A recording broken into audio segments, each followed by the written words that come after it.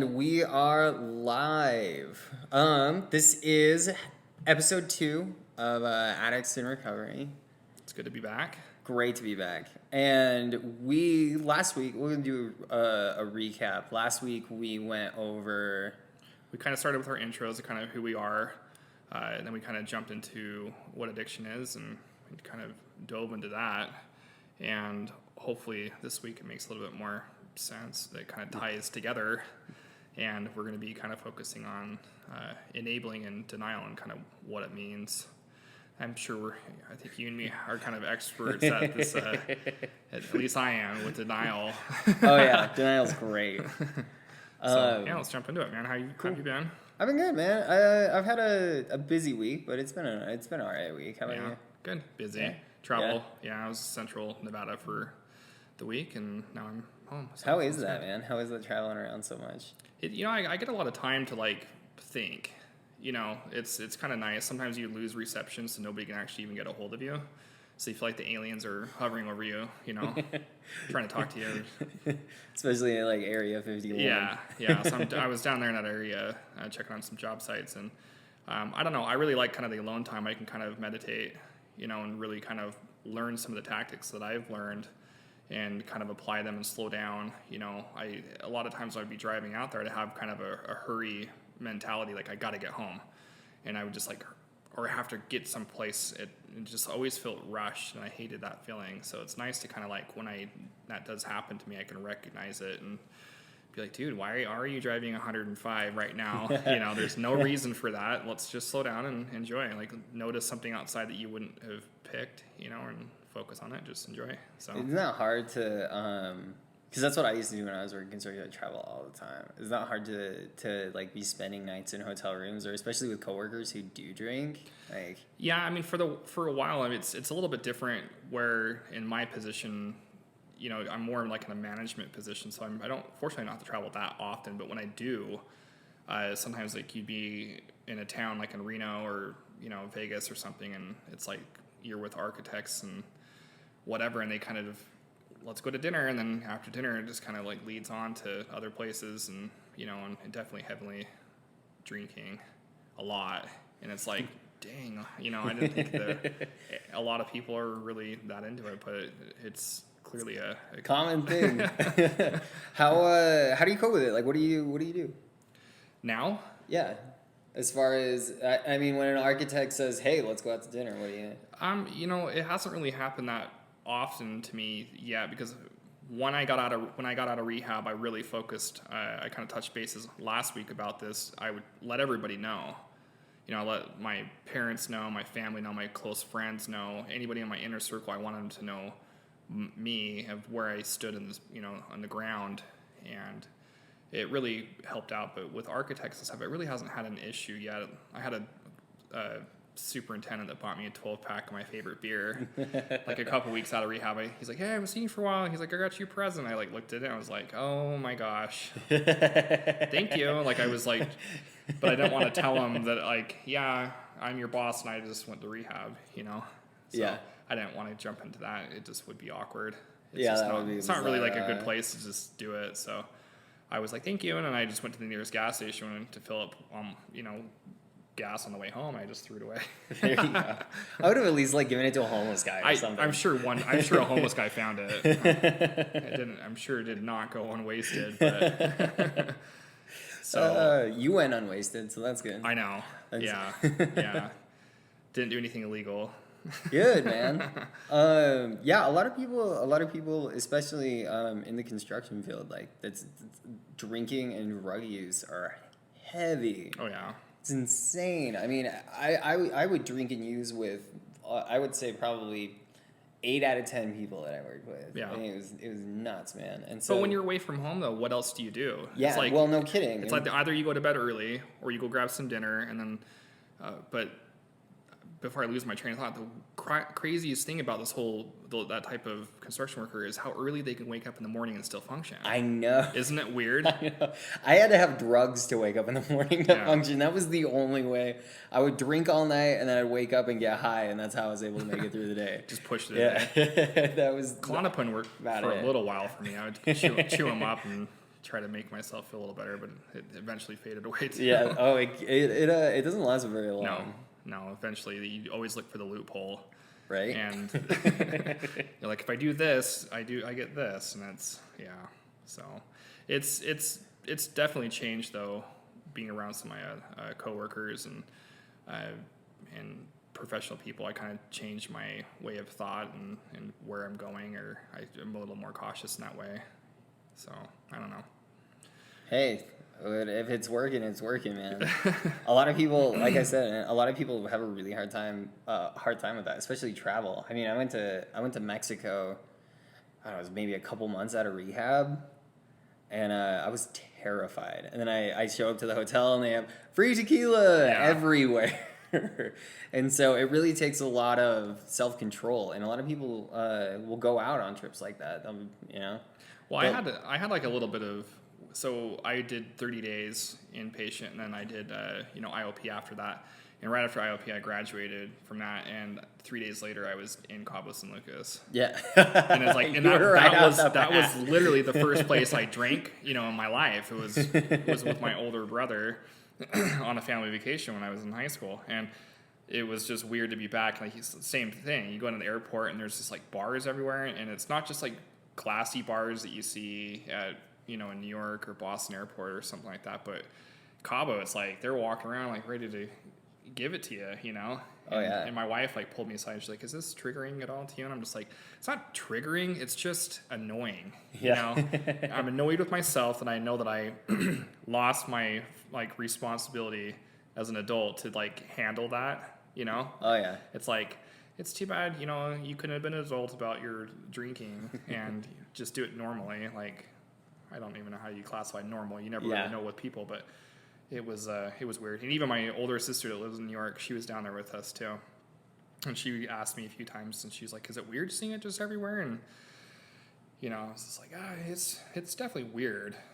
It's everywhere, and so it's just nice to be able to. I gotta stop saying I need to stop that. It's a bad habit. Don't get too caught up in it, man. I know. We have another hour of this, so. Right on. So, the topic. What do we want to start with? We want to start with enabling. We want to start with denial. Ooh. Doesn't matter. I think whatever direction we go. Let's go with enabling. Denial. Let's go with denial. All right. I don't have a problem, right? What when you were drinking and using and doing your thing, how severe of denial did you have? Like, to what level of denial did you have? I was pretty strong, but I was a very good hidden closet alcoholic, and usually I would see other people kind of fold before me, and I would kind of like step in to help them, and I'd be like watching them get super drunk or whatever, and it would help my denial out that I wasn't that bad, I would be like, man, I'm pretty feeling it right now. But my buddy over here, he's about ready to collapse. So I always was kind of like in the crowd in that way. So, and that kind of helped me with my level of denial, that I was like, I'm okay. Mm-hmm. People are worse off than me. I would definitely would do that. But then going like on a vacation with friends and whatever, and seeing them recover and bounce back, or seeing architects or whatever, people bouncing back and being totally fine, and the next day, like, my face probably looked like shit, just paranoid, and just like felt like my heart was gonna just blow up. And so, and I would like watch them to see if they had the same reactions that I did, and they didn't. And I was just like, this is not okay. But I still was in heavy denial of it. Yeah. Even after I went to a psych ward for a weekend, I came out, and my denial was still like just ready to go, just heated up. Still don't have an issue. I can do this. I remember I drank the first time. I woke up without a hangover, and I was like, okay, I can be an adult about this. I can do this. And like a week later, it was like 30 a day again, And it took a few friends to actually call me out on my own shit. And was like, hey, I thought you said you stopped drinking. And I did. I did. And like, we're lighting fireworks off in July. It was like right around July 4th. And my friends were like, hey, I can smell it on you. And I thought you said you stopped. I was like, whatever. You're crazy. Yeah, but my denial was so strong though. And my wife even, like because it was one of her friends, one of our close friends, that she was the one who really kind of called the bluff to me. And I was like telling my wife, I was getting all mad. I was like, I can't believe she's saying that to you. I'm your husband. You listen to me. Don't listen to your friend.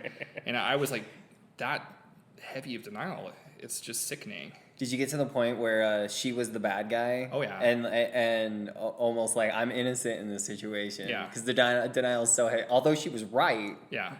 100% right. But I do that. I used to do that all the time. Oh, I was professional at it too. I was like, there's a lot of shit that's not right in my life right now. Alcohol definitely is not the problem. It's the wife, or the kids, or work, or there's always something behind it.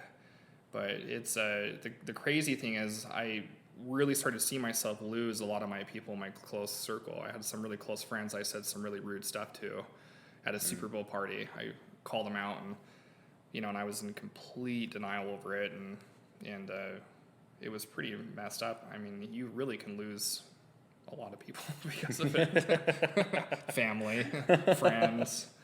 Oh yeah. Well, they all see what we can't. I mean, Yeah. especially when we're drinking and when we're using, we put these blinders on. Or I don't know if we put the blinders on or if that just kind of comes with the addiction as a whole. We have these blinders on that everything is all right. I mean, when I was using, it was always, at least I'm not that guy. Yeah. Like, I would drive through, the middle of the city, and there would be homeless people all over the place, and I'd be like, well, I'm not that guy over there talking to a tree right now, so I'm doing well. Like, I have a car, I have a house, I have I have a job, I have all these people that are in my life. They're not happy that they're in my life. Right. And I'm not happy, 9 out of 10 times I'm not happy with them in my life, but they're people in my life. So I would use that as reasoning. Mm-hmm. I'd always use that as reasoning. I always paid my bills on time. I was one of those addicts. I don't know how I did. Just time to pull the checkbook out. Yeah, something instilled in me from my old man. And so my bills were paid always. I don't know whether it was stolen money or whatever it was. And so I would use this as that was like my main basis of denial. I don't have a problem. Because people who have problems are people who can't maintain like a livelihood. Car impounded or exactly. repoed and they're homeless, or they're living on somebody's couch, which I guess is homeless, or they can't keep a job. I mean, I had so many friends that couldn't keep a job. So for you though, like, when did the curtain come up? Where you were like, I can feel this denial just boiling inside of me. Like, when did you start, like, the curtain slowly rising to, when was that? How was that? So if, whoever's listening, if you listened last week, I talked about how I knew I was an addict from like high school. I talked about, I would say, all the time that I was an addict, and jokingly. Yeah. But there was this like, voice in the back of my head that knew I was an addict. And I mean, I subconsciously knew I was an addict before I ever actually knew I was an addict. But the degree of addiction is where I had a really hard time with, because I would watch people go to church every Sunday, religiously. Haha.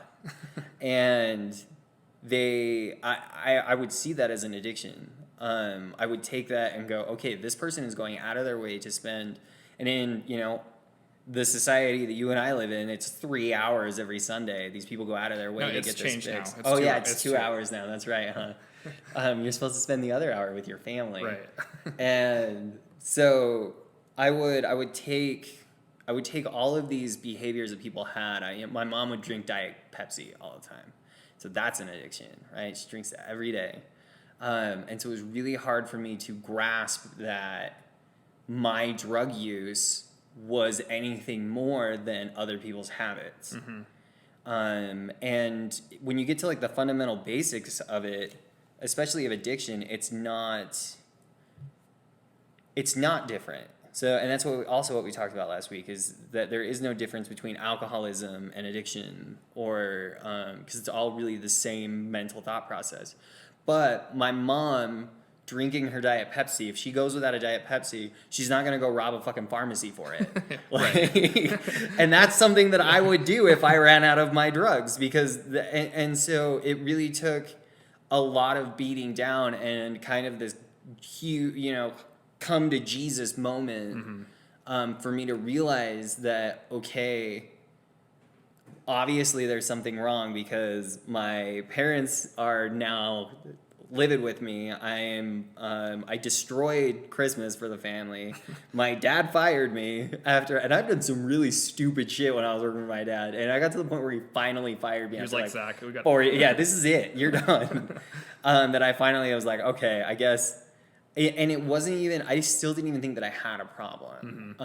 It was extenuating factors that pushed me into it. And it wasn't until I got into a treatment facility and I got around people, a lot of addicts, a lot of alcoholics, that had the same behaviors that I did, that I thought, okay, obviously I'm not the only person that has these problems. And if there's somebody who has 10 years that's telling me a story that I've done exactly that, well, obviously, like, there's a similarity. And what is that similarity? I must have some type of addiction issue. And so that's kind of where my denial started to lift. Yeah, it was right around that time. Yeah, it's so hard to finally like recognize it, because I remember my wife, she talked to me. It was like right around New Year's, and we went to this party with a bunch of friends, and I got so drunk that we were playing a game, and it came to the point in the game that it was my turn, and I completely forgot how to play the game. Completely. Like, I was just like looking at everybody, just like ghosted out, and like my wife was looking at me like, what's going on? And then I think everybody, like how they were looking at me, they all just looked at me like they knew, like, this is not good. I was like, so how do we play this again? But it was right after that, my wife and I, we like went on a date night, and she was talking to me, and she's like, I really don't know about this drinking thing. Like, you're not very good at this anymore, And I was sitting there in the car with her, but I just told her how hard it was to just go back and say, I can't go with those friends and not drink.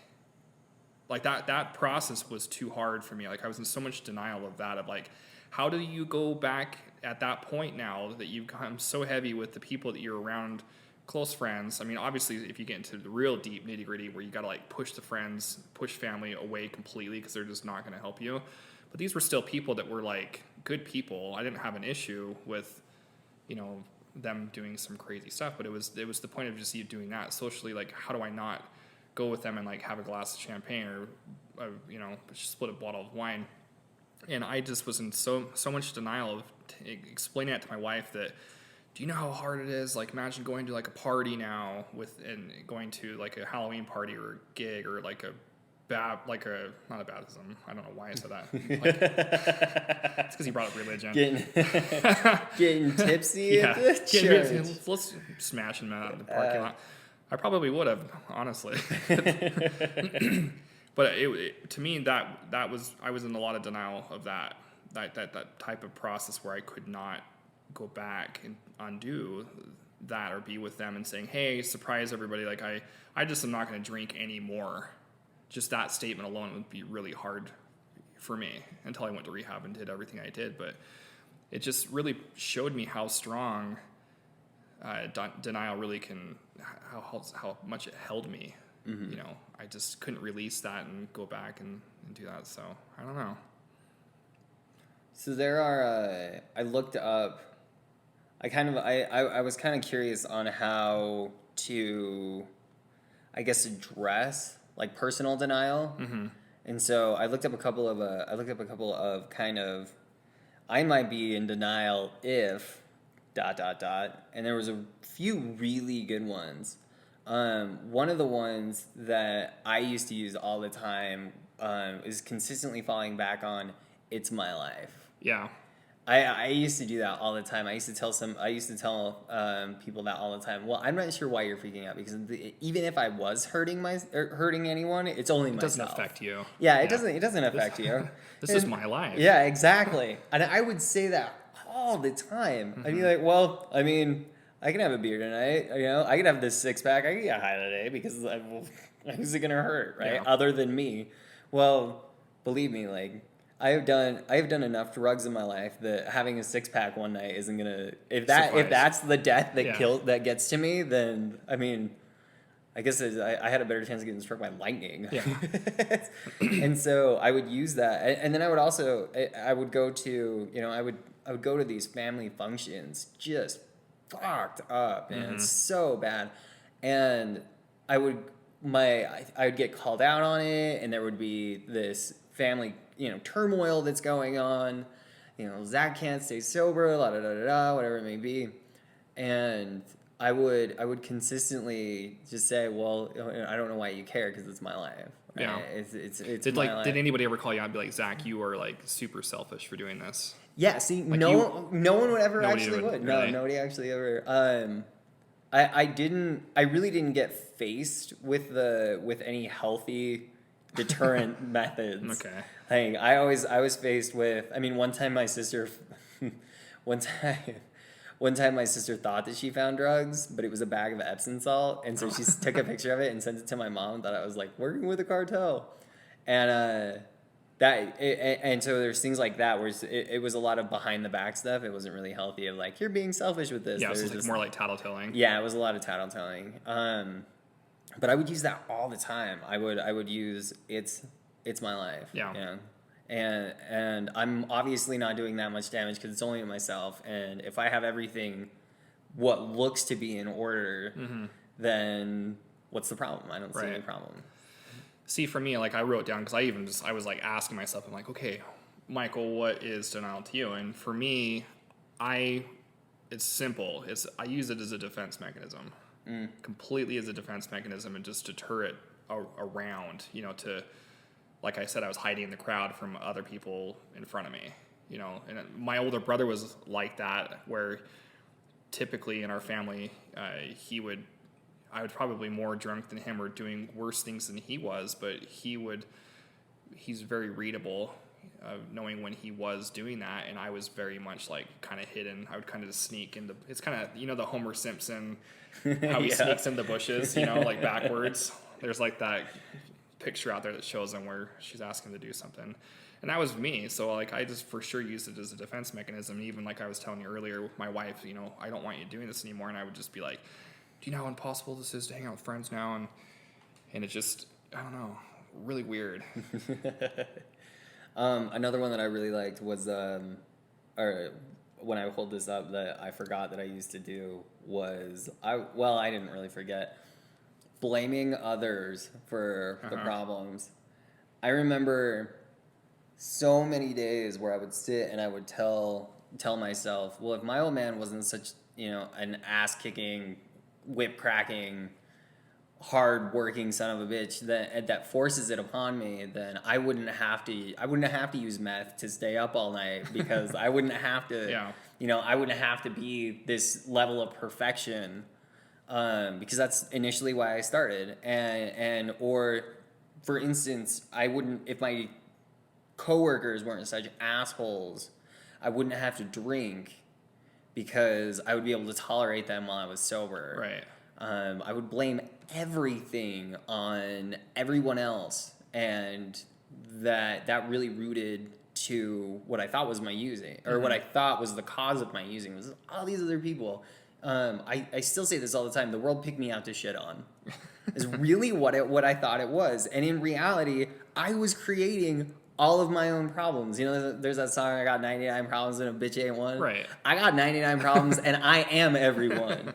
That is how it works. And it took me so long to get through that phase of my life, of recognizing that when I get these problems and I have all these problems, maybe I should stop sticking a needle in my arm. Right. That might help the situation. It could. You know, if my relationships are going into the toilet, maybe I should stop chugging out of the bottle. I should put the bottle down. So I have a good question for you.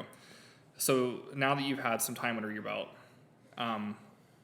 how do you recognize unhealthy denial patterns in your life now that you're like, it kind of puts up a stop sign and you're like, whoa, Zach, I'm either going left or right now. Ooh, that's a really good question. I know it was. That's and I didn't write that one down. That one just came to just popped in. Just popped in my head. The first thing that I do, especially if I'm,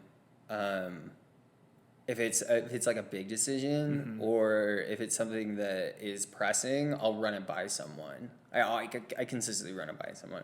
For the first probably 2 years of my recovery, I wouldn't make any decisions without running it by somebody because the saying "my best thinking got me here" kept running through my head over and over again. And so one of the ways that I can get past, so say if I am thinking of something really stupid, but it's in my head and I'm going to act on it, one of the ways that I can get past the denial is bringing it up to someone or bringing it up to several people and it being open enough to listen and actually take in what these other people are saying. And not being afraid of like their reaction of it. Yeah, like yeah, exactly. Like negative or positive with it. Exactly. There's something that I tell people all the time, especially when I'm at work, is there's a difference between asking for help and then actually listening to the help that is being given. There's so many people that go, help me, help me, help me. And then I say, okay, this is what you've got to do so that you can feel better. It's just specifically in regards to early recovery. Take these steps, you'll feel better. Yeah, but that's not going to work for me. Right. And once they throw out the word but, the mind is shut off, they're not listening. The only reason that they're asking for help is for attention. And so I have to keep in mind that when I'm reaching out and I have these ideas in my head that I may be wrong on, I have to have an open mind to say, okay, I could potentially be wrong on this and I need to do something that I might not initially want to do. One of the things was I've been looking into, just one of these things recently is I've been looking into buying a new camera lens. And this camera lens is like $1,000 camera lens. I don't need a goddamn $1,000 camera lens. I don't. But I was fixated on it. I wanted this camera lens so bad. And I was talking to somebody about it and they said, are you sure you really need that camera lens? Yes, I need that camera lens. I need it now. Do you know what kind of landscape shots like that this lens will take? And they stopped and they looked at me and said, "Really? Do you really need it?" And that's when, no, I don't need the camera lens. I want the camera lens. Yeah. But I don't need a camera lens. And so using people is probably my biggest combative measure against denial and against things that I can't see myself. I gotcha. Yeah. Yeah. I don't know. I'm fortunate that I can have kind of like I said last week with my memory that I really kind of like to play the movie out in my head. You know, if I go one way or the other, I can try to see glimpses of where they're going to take me. I know where they're going to take me. And I've been happy with myself of kind of putting the brakes on of saying, okay, don't put yourself in that denial position anymore. Like, you know where it's going to lead you. It's going to lead you to guilt and shame and lying and deceiving. And it's just the small stuff. Like, I remember we were skiing up at a ski resort, and I was in a gondola with a bunch of buddies, and like a lot of them were like, there were some random people there from New York or something, and they were talking in the gondola, you know, oh, you guys are so lucky you live here in the great snow. And I was like, yeah, it beats work today. And one of my friends was like, yeah, I didn't even tell my wife I was coming up here because she'd be mad that I was coming up here. And I was like, yeah, we should come up here tomorrow because it was supposed to dump again, you know, some more snow. And my friend was like, well, let's just come up again. And I was like, I don't know, I got work. And he's like, well, you should, I was like, my wife would probably be kind of upset that I came up here 2 times in a row. She's like, maybe you should stick around and help out with the kids, you know, if you're going to take the day off of work. And my friend just says, well, just don't tell her. Well, don't tell her. Don't tell her you're going skiing. Just put your stuff, your shit in the car and go skiing, and don't ever tell her. And I was like thinking about that, and I just vocally looked at him and I said, no. I'm like, that's where it starts. And he's like, what do you mean? I'm like, you don't get it. That is addict personality behavior. I am not doing that. I'm not going down this road. As small as that sounds, I'm just like, fuck you guys. Fling open the gondola and jump out. 30-foot drop. But it takes like those small things now that I can like, wow, something as stupid as that. But if I'm being honest with that part of it, it creates my whole, denial, guilt, shame, all of those negative attributes to kind of fade away. It kind of keeps them at bay. Yeah, right? yeah. Don't engage in one, and then it won't lead. Yeah, it'll help kind of deter spider web the over to others. the other ones, and just kind of being aware of that. So that's really been helping me out quite a bit, and it's new to me. It's really new to me because I could, in the construction industry, it's always filled with lies. Hey, where's that? When that rebar? When is it going to be here? Oh, are you sure it's not there on the job site? Yeah. Go look behind the job trailer.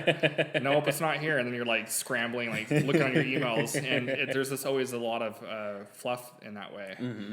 And even with work stuff, I've been way more honest. I work with my older brother and my dad, and being honest with them, a lot of times I'd be like, I'm going to lunch, and I really would be going to the bar and eating lunch. I would be having lunch, but I'd be gone for a while, and then I would use it as an excuse. Like, I've earned this. Like, you work your ass off. Like, and it always turns into these rewards, and that turned into just stupid stuff too.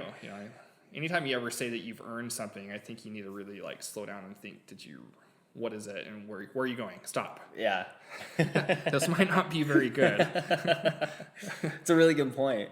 Yeah. So as far as denial goes, we're gonna kind of wrap it up because we got to get into enabling now. Okay. I'd have to say that for me, the biggest problem with denial was I wouldn't listen to other people telling me what was going on. And what about yourself, though? I wasn't aware of it. I didn't think there was a problem. But so I'd have my parents tell me, something's wrong. I'd have my family members tell me something's wrong. I'd have my coworkers tell me something's wrong. So many people tell me something's wrong. And I had so much conviction into there's nothing wrong because I was so set in my ways and I wanted to continue using. I did.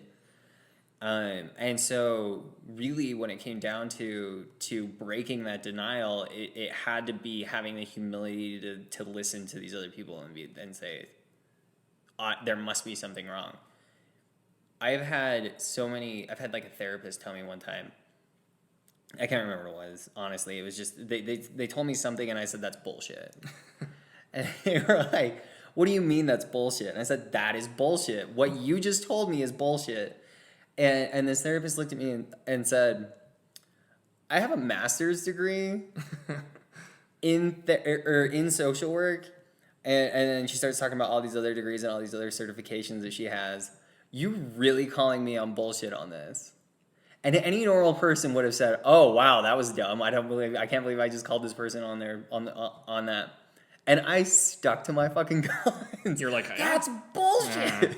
Yeah. And she's like, we're done. So yeah, because I was so arrogant, and so but when it comes down to denial, I really just have to. For me, and I've seen this for other people too, is listening. Yeah, just listening.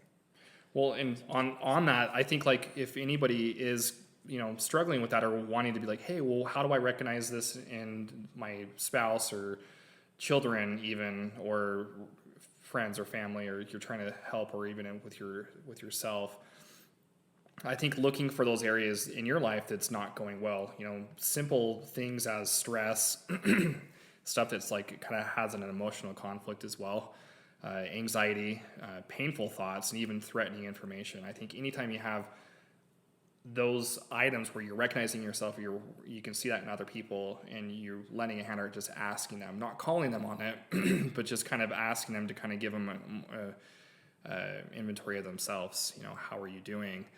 I've noticed that you've been, like say, for example, this is a coworker. I noticed that you've been like really stressed out the last couple of days. Is everything all right?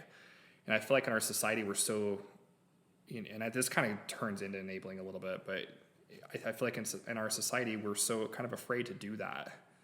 You see somebody crying, or you see somebody that's upset, or it's kind of awkward for a lot of people to kind of just be like, hey, come sit on my lap. Yeah. Like, let's have a little chat, Oh yeah. I feel like it's kind of a hard thing, or for a man doing that to like another man, it could be looked on of weakness. Oh yeah, absolutely. And having that weakness of like, I can't do this, or like as a wife raising children of comparing themselves to other people around them, even thinking, man, like this person looks so put together all the time, and how do they do it? They have these children and they're excelling, and I feel like in our society it's so hard for us to just be like, stop, take a break, take a minute, everything's okay, and let's just really reflect on that, and reaching your hand out. And like what you're saying is listening. A lot of people just love just to tell everyone what to do. Oh yeah. Hey, you don't look like you're doing very well. I got the recipe for you, buddy. Yep. And I think people a lot of times struggle with that listening aspect of it. And I've been really fortunate to kind of learn that with how I was raised. My mom especially was always there to listen, no matter what it was. If it was some crazy party I went to in high school and I come back and I wasn't trying to hide it from her, I would just like be honest with her. I was like, this party was crazy, or I just kissed a girl for the first time, and just really was open with that. It was nice to have, my mother there, and kind of growing that tactic of listening. And so I don't know. I need to stop saying I don't know. So if you're listening and you're confused, actually this idea just popped into my head. You're confused kind of about the denial. Maybe I am in denial, maybe I'm not. I've got 10 steps written down of am I in denial, and what we can do is actually post that on our Instagram. Yeah, good idea. And then so after we post this podcast thing, whatever this thing is called, we'll actually throw a notification on Instagram saying that this podcast is up, and then we will throw out these notes that we have on denial. If you're avoiding talking about the issue, denying problems, absolutely, whatever it may be, we've got all the levels of denial on here. So enabling. Oh, here we go. Let's talk enabling, man. We've got about 20 minutes, a little over 20 minutes. How were you enabled? So being married, we're pushing on our 12 years of marriage right now, but Wow. yeah, it's crazy. I can only remember like 4 years of my life total. I can't imagine 12. Yeah, and well, it's pretty wild to think that we've been married that long. We're coming on that time frame, but so my experience with enabling is, so the last 12-ish years, or not 12, but we've married 12 years, but probably the past 5-6 years, I feel like my wife actually has enabled me unknowingly. I think that's how most people are. Yeah, just like completely, just like why, didn't know exactly what I was doing, but just, I'm feeling sick today, and she would cover for me and have no really idea what I was actually doing or why I was sick. And I feel, she was probably the biggest person in that way, where I would kind of use her as kind of an enabling tool. So that's kind of one of my experiences. Well, I'm sure I'll spit them out. It's your turn. When I was growing up, my parents walked a very fine line on enabling. So there is a really fine line, especially because when I was kind of in high school, if you have a parent that's a dictator, somebody who's consistently monitoring their kid, constantly breathing down their neck, trying to catch them in the act of getting in trouble, really going out of their way to get their kid, it really causes this rift in the parent-child relationship. There's a huge rift. Yeah, because you feel like you're being watched all the time, or like a prisoner in your own home. Exactly. I mean, it feels like you're almost under this, communist regime, and you can't get away from anything. And then it ruins family parties. It ruins, really, I mean, just it tears up a lot of years that these parents have with their kids. And so my parents, I was super grateful that my parents didn't do that. I had a best friend who, his mom would just wake up, like set alarms throughout the night and wake up just to go downstairs and check on him to make sure that he was there. My mom, my mom had this. She kind of took it to the next extreme, which was she would wait until I got arrested. Once I was arrested, Then- or once I was caught by the cops and whatever, then it was addressed, and that's how she would kind of go about it. And for a long time, it actually did save our relationship. So like my mom and I are really, really close, but my mom is also a really, really big enabler because I would call her and say, and I, for when I was working construction, I was making more than my mom did teaching. Yeah. And she knew that. And for some reason, I never had money. And so I was constantly calling her and saying, hey, I need money for this. Or, hey, can you help me with rent this month? Or, hey, She's like, can you... Zach, do we need a budget? You make, yeah, exactly. You make more money than I do. Where is it all going? Well, I had to pay for this and I had to pay for that. And da, da, da, da, when really it was I was blowing it all on drugs. Right. Drugs, or a $400 night at the bar, whatever it may be. And so I really think the biggest thing that my mom enabled me on was she would consistently give me money. Consistently give me money. And it wasn't like, I'll go buy this for you. So I'll call her and say, hey, I need groceries. She would just wire me the money. Okay. Throw it in the account. And by the time that I was done with my using, I knew all of my mom's bank account passwords. You could just get in there. Yeah, I could get in there, no problem. Yeah. And so it really, the biggest form of enablement and I refer to my parents really because I quit using at 22. And so I was out of the house for 4 years, but that 4 years I was still a child.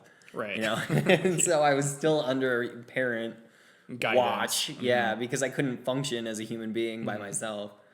And so the biggest one that they did was consistently give me money. And that really had a huge effect on me because that helped keep me going for a longer period of time. Yeah. See, I had some like really close friends that I grew up with, and even some of my in-laws on that side of the family too that struggled with addiction and enabling of just. My in-laws are very much out of sight, out of mind. My brother-in-law's had some addiction issues, and it's very easy for them just to give and get out. I don't want you around. Here you go. And it was just kind of the cycle of of enabling, and which is obviously not healthy because the addict still gets what he wants, and so goes life, and until the next time, till the next month, and so on. But I feel like it's so hard to like stop that train once you get it going. Once you start to enable, I feel like you become more rooted into it, and it's harder to break off. I mean, if you enabled a child for 4 years, feeding their like heroin addiction, going through law school, and thinking their child's doing that, and how do you just all of a sudden cut that at the end? Yeah. Yeah, absolutely. Or if it's your kid, and how do you cut them off financially when you know your kid could potentially end up homeless? Yeah.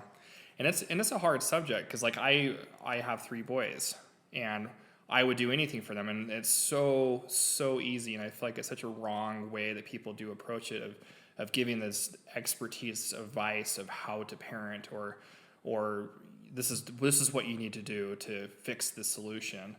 And I feel like it's so easy for people to do that. And I get caught in it. I do it all the time with my own parents of telling them how to do something or say something to like their own siblings or my own siblings, and just kind of spit it out and say, this will work. I promise.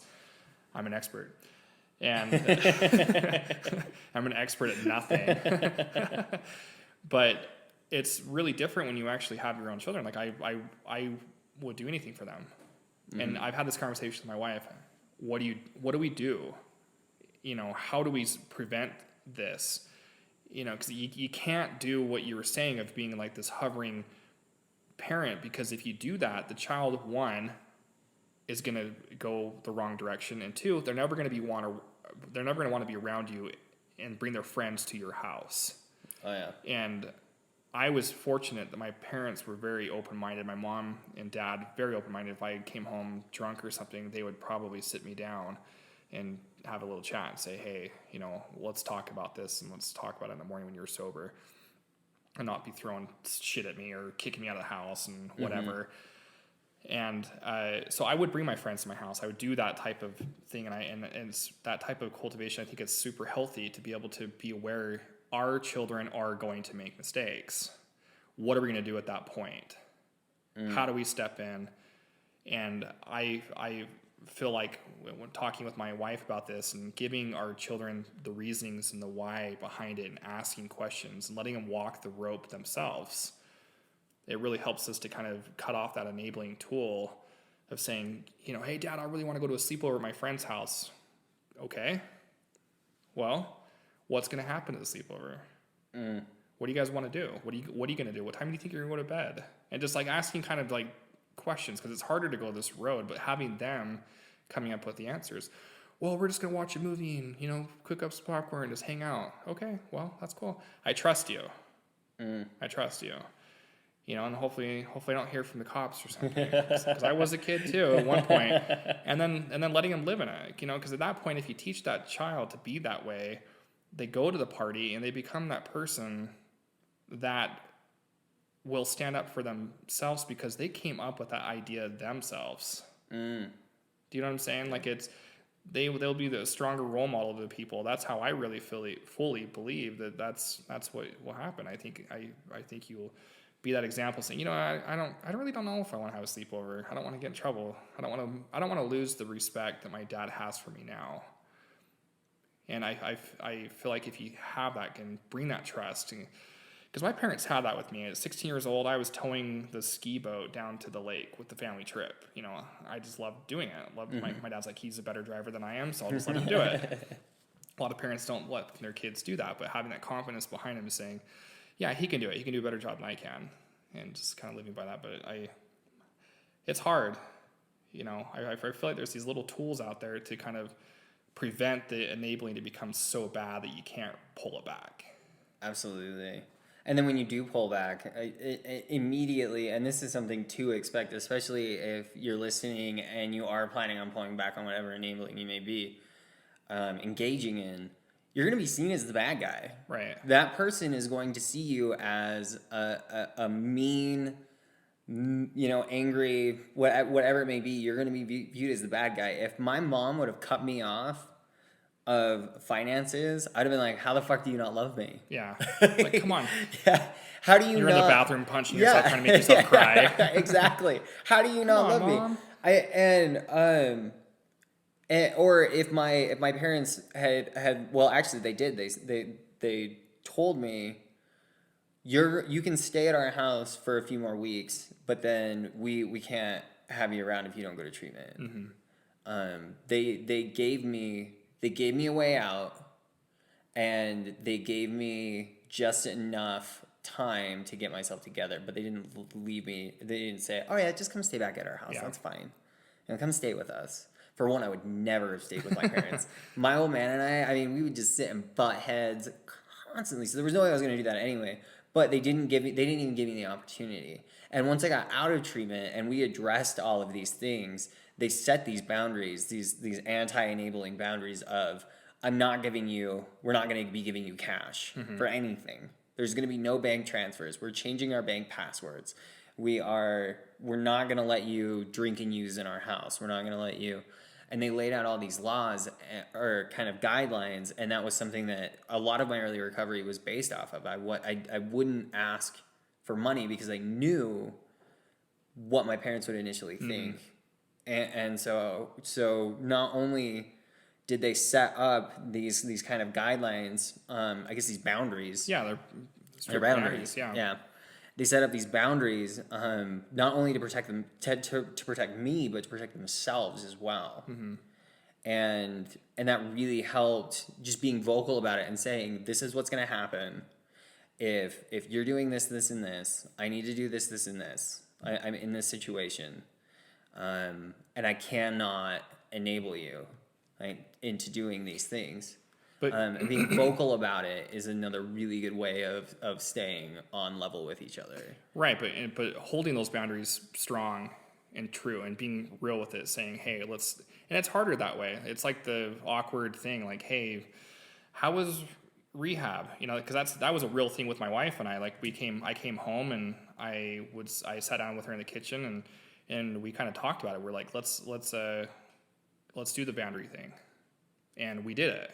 And my wife came up with some really simple boundaries of saying, if you drink, you know, what do you do at that point? Do you come back to me and say, you know, it's not a big deal. It was just one beer. Don't worry about it. That's the negative approach. The right approach of, I did drink, I relapsed. Here, we need to fix the solution, and coming up with ideas, you know, to notice of where I was with it. Absolutely. And I feel like the boundaries do help, and they really do set the standard. You know, I came up with my own boundaries for myself too, that I came up with in addition at IOP as well, of the expectations I want out of it, what I wanted to gain from it, and noticing those areas where I was gonna, you know, could relapse. So I don't know. Boundaries are tough though. They're really tough, and like what you said, if we set boundaries, we've got to stick with them. Yeah. That goes with kids, that goes with dogs, that goes with anybody, anything really. When it comes down to behaviors, we have to stick with them, and setting them correctly is also another thing. When I set all of the boundaries that I did, because I left treatment back into my parents' house, so we had, I had all of these like contingency plans and everything was It's like a map. if this happened then I was going to do this, and if that happened then this. And they had their own kind of because family involvement in early recovery is huge, and they had their own kind of, if I do this is the steps they're going to take, but we had to they had to stick with them. Yeah. And one of the boundaries that my mom set was, if you're going to just disappear tonight, I have, as your mother, a right to know like where you are.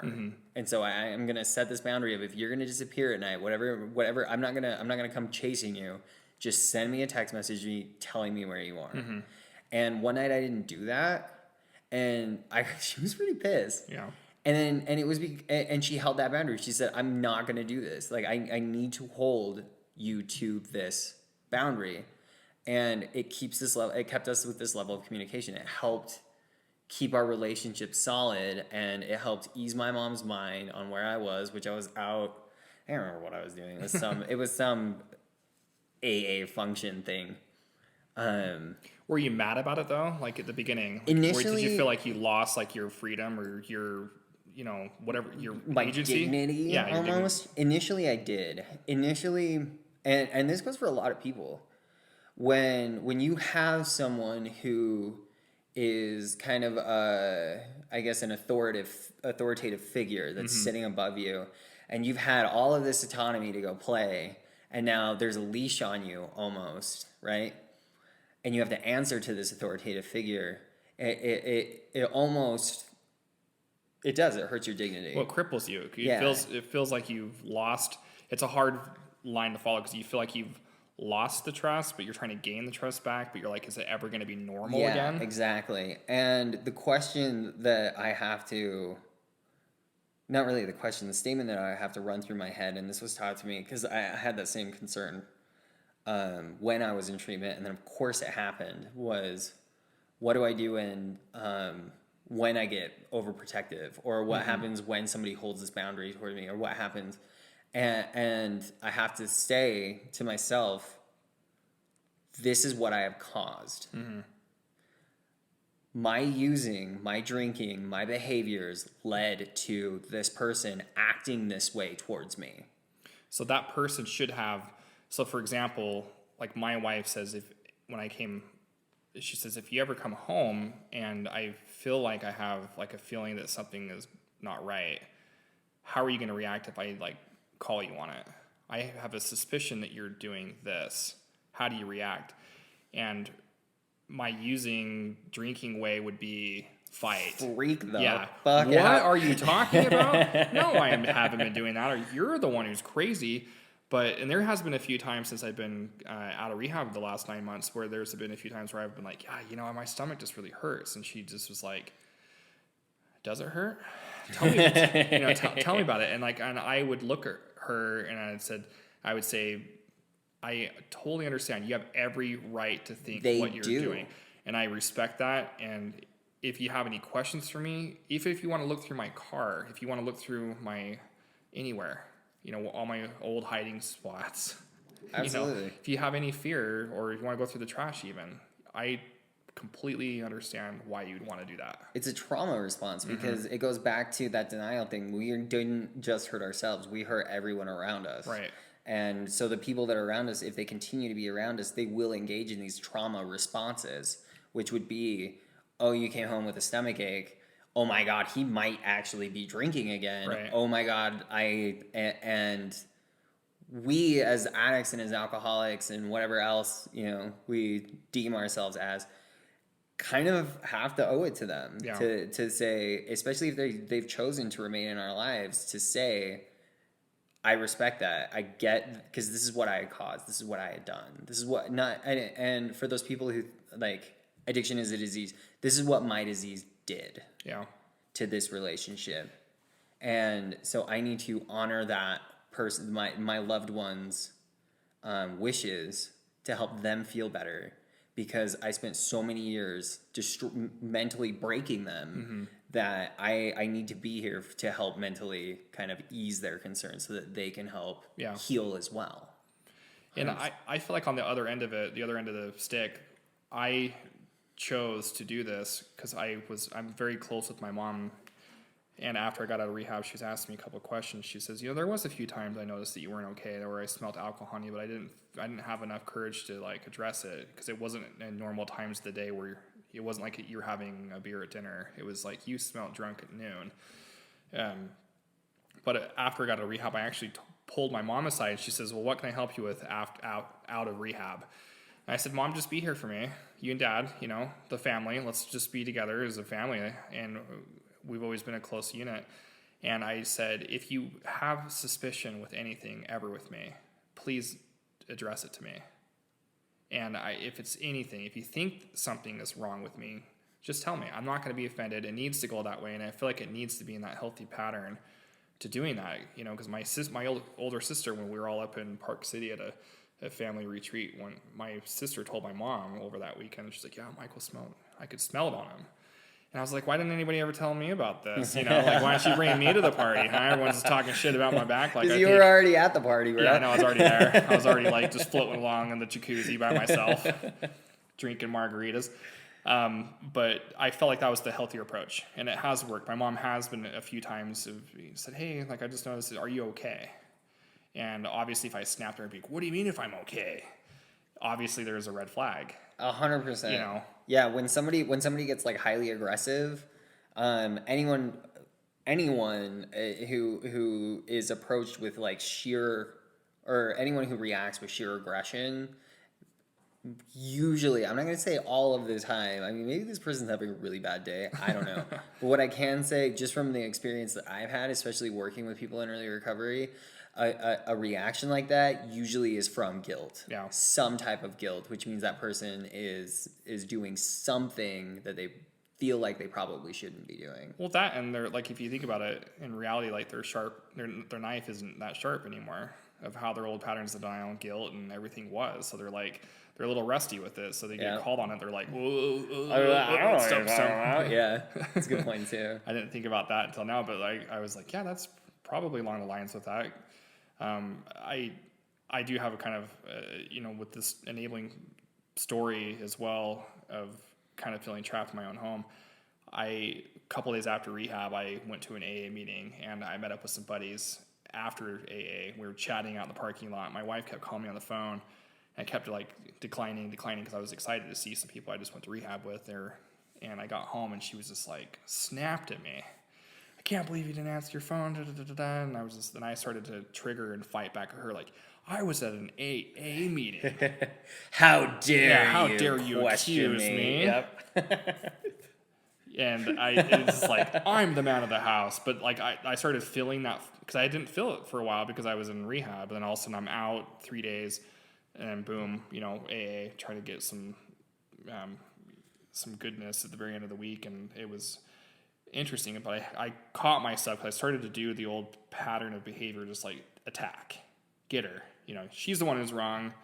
And it's interesting to transform that. It takes time. And that's like my only encouragement, recognition to people that are struggling with this is that you really have to give it time and trust it and be honest with yourself and be humble. And like we were talking about, listening. So. Absolutely. And I think that's a really good spot to end on. Wow. Because we've hit an hour. So yeah, I've also got written down, if you feel like you're enabling people or a loved one, I also have a list of how to address and stop enabling that we can also throw up on Instagram as well. And our Instagram is the same as our podcast. It's Addicts in Recovery. It's the same picture. You can see it on there. So we're starting to get some followers flying in. It's kind of fun to see. We're almost to 100. I know, it's weird. There's people from like Quebec that were commenting on it, and wow. Yeah, there's some people from California and all over the place. So it's good to see that the sober community is alive out there in social media, and it's healthy. Like I was telling Zach in the kitchen before we started this, I said it's different. It's not people who are like, I can't believe you're wearing that outfit with that. It's people. Doesn't matter how dumb it looks in the sober community. Everyone's like giving the encouragement. Like we need some help out there. This is a real big issue that we're trying to hack away one day at a time. Yeah, it is. And a lot more people than not are actually suffering from it. So anyway, we'll, I don't know what our next topic is next week, but we'll figure it out. Yeah, we'll come up with something. I think we're going to invite somebody on. We got some ideas. We got some friends that are in the sober community that we want to talk and bring them on, and we're excited to do this on a weekly basis. So if you're tuned in and you enjoyed it, throw us some feedback as well if there's anything that clearly I said I don't know way too many times. Yeah, throw us feedback. Instagram is a great way. Direct message. You could also, I think that's really our only social media platform right now. Hit us up on Instagram. We've got a page. Yeah, hit the gram. So, and then we'll catch you next week, guys. Okay, later.